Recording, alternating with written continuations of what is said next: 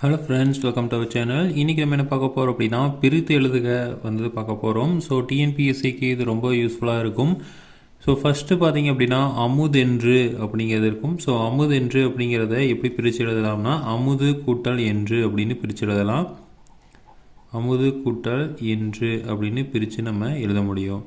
அடுத்து வந்து இன்பத்தமிழ் அப்படின்னு வருதும். ஸோ இன்பத்தமிழை எப்படி பிரித்து எழுதலாம் அப்படின்னா, இன்பம் கூட்டல் தமிழ் அப்படின்னு எழுதலாம். அடுத்தது பார்த்திங்க அப்படின்னா நிலவென்று அப்படின்னு இருக்குது. ஸோ நிலவென்று அப்படிங்கிறத இந்த வேவை வந்து பிரித்து எழுதலாம். ஸோ நிலவு கூட்டல் என்று அப்படின்னு பிரித்து எழுதலாம். அடுத்தது பார்த்திங்க அப்படின்னா புகழ் மிக்க அப்படின்னு இருக்குது. ஸோ இதில் வந்து பார்த்திங்க அப்படின்னா நமக்கு நடுவில் எந்த இதுவுமே இல்லை. ஸோ அதனால் வந்து ரெண்டுமே வந்து தனித்தனியாக பொருள் தரும்.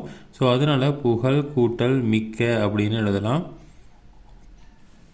அடுத்தது பார்த்திங்க அப்படின்னா செந்தமிழ். ஸோ இந்து வந்ததுனாவே வந்து இம்மை அப்படின்னு வரும். ஸோ அதனால் பார்த்திங்க அப்படின்னா இதை வந்து செம்மை கூட்டல் தமிழ் அப்படின்னு எழுதலாம்.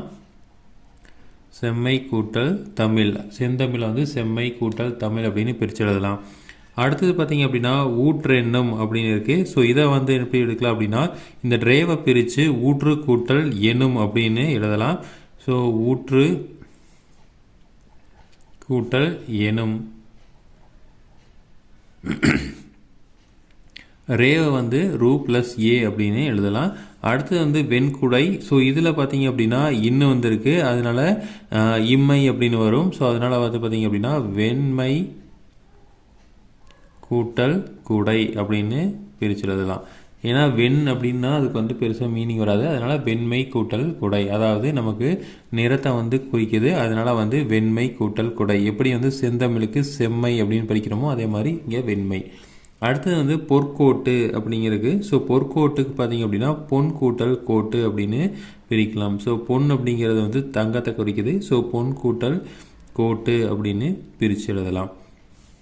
அடுத்து வந்து கொங்கலர் அப்படின்னு இருக்குது. ஸோ கொங்கலரை வந்து எப்படி பிரித்து எழுதலாம்னு பார்த்தீங்க அப்படின்னா, கொங்கு கூட்டல் அலர் அப்படின்னு பிரித்து எழுதலாம். ஸோ இங்கே இந்த இடத்துல பார்த்தீங்க அப்படின்னா கொங்கு கூட்டல் அலர் அப்படின்னு பிரித்து எழுதலாம். கொங்கு கூட்டல் அலர். அடுத்தது பார்த்திங்க அப்படின்னா மாமலை அப்படின்னு இருக்குது. ஸோ மாமலைக்கு நடுவில் வந்து கனெக்ஷன் எதுவுமே இல்லை. அதனால் பார்த்திங்க அப்படின்னா மா கூட்டல் மலை அப்படின்னு தனித்தனியாக எழுதிக்கலாம். அடுத்தது பார்த்திங்க அப்படின்னா மே நின்று அப்படின்னு இருக்குது. ஸோ மேனி அப்படின்னு நம்ம பிரிக்க முடியாது.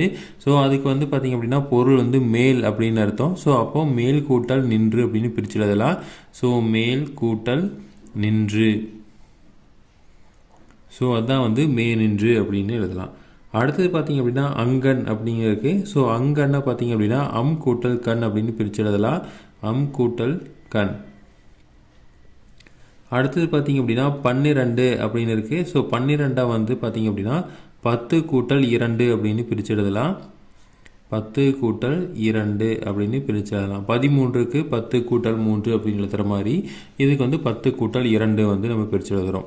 அடுத்து வந்து தட்ப வெப்பம் அப்படின்னு இருக்குது. ஸோ இதுக்கு பார்த்திங்க அப்படின்னா கனெக்ஷன் எதுவும் இல்லை, இருந்தாலும் தட்ப அப்படிங்கிறதுக்கு மீனிங் இருக்காது. அதனால் பார்த்திங்க அப்படின்னா தட்பம் கூட்டல் வெப்பம் அப்படின்னு பிரித்து எழுதலாம். ஸோ தட்பம் கூட்டல் வெப்பம் அப்படின்னு எழுதலாம். அடுத்தது பார்த்திங்க அப்படின்னா வேதி உரங்கள் அப்படிங்கிறத வந்து வேதி கூட்டல் உரங்கள் அப்படின்னு எழுதலாம். ஸோ இந்த யூ வந்து உரங்கள் அப்படின்னு மாற்றிக்கலாம். வேதி கூட்டல் உரங்கள் அப்படின்னு நம்ம பிரித்து எழுதலாம். அடுத்து வந்து தரை இறங்கும் அப்படிங்கிறத பார்த்திங்க அப்படின்னா தரை கூட்டல் இறங்கும் அப்படின்னு பிரித்து எழுதலாம். தரை கூட்டல் இறங்கும் அப்படின்னு நம்ம பிரித்து எழுதுகிறோம். அடுத்து பார்த்திங்க அப்படின்னா செங்கோல். நம்ம ஆல்ரெடி சொன்ன மாதிரி செம்மை கூட்டல் கோல் அப்படின்னு பிரித்து எழுதலாம். நிறம் வந்திருக்கு. ஸோ செம்மை கூட்டல் கோல் அப்படின்னு நம்ம எழுதிக்கலாம்.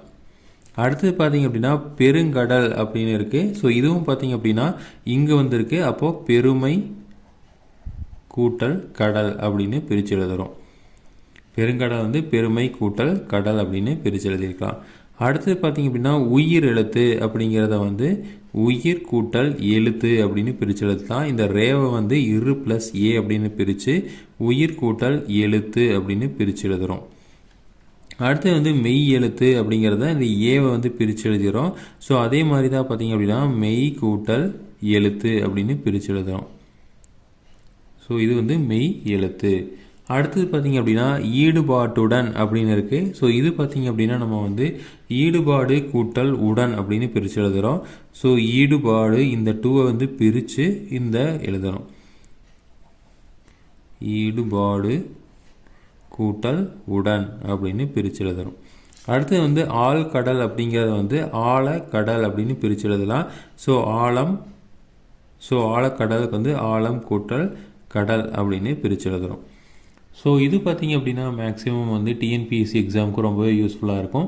ஸோ இதே மாதிரி இன்ஃபர்மேஷன் உங்களுக்கு தொடர்ந்து வேணும் அப்படின்னு எங்கள் சேனலை சப்ஸ்கிரைப் பண்ணுங்கள். தேங்க்யூ.